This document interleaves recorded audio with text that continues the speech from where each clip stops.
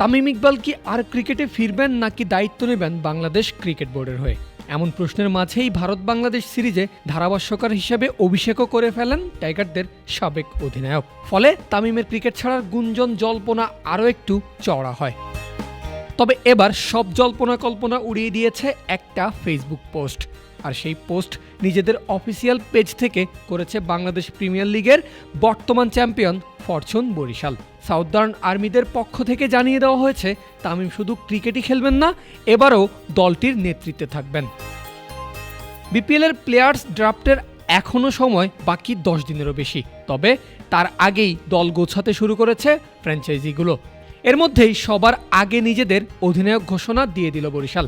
তামিমকে captain হিসাবে অ্যানাউন্সমেন্টের পোস্টে Fortune Barishal লিখেছে, ফরচুন বরিশালের স্বাগতম, অধিনায়ক খান সাহেব।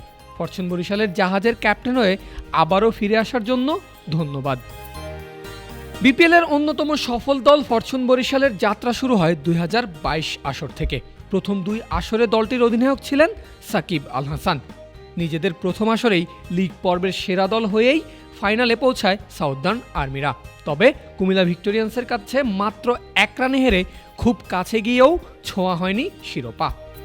এরপর 2023 আসরে প্লে অফ টপকাতে ব্যর্থ হয় বরিশাল।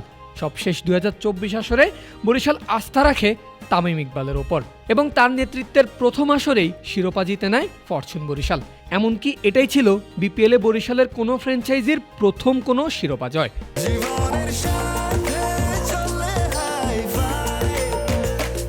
স্বাস্থ্যকর অল টাইম হানিকম, সব সময় অল টাইম হেলদি লাইফ।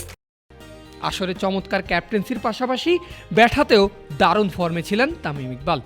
আসর সর্বোচ্চ 492 রান করে জিতেছেন প্লেয়ার অব দ্য টুর্নামেন্টের খেতাব। ফলে ব্যাটার তামিম কিংবা ক্যাপ্টেন তামিম কাউকেই হাতছাড়া করতে চায়নি বর্তমান চ্যাম্পিয়নরা। ড্রাফটের আগেই সবকিছু ঠিকঠাক করে জানিয়ে দিয়েছে এবারও বরিশালের জাহাজের কাপ্তান হিসাবেই থাকবেন তামিম ইকবাল খান। সবকিছু ঠিক থাকলে চলতি মাসের 14 তারিখ অনুষ্ঠিত হবে বিপিএলের এবারের আসরের প্লেয়ার্স ড্রাফট।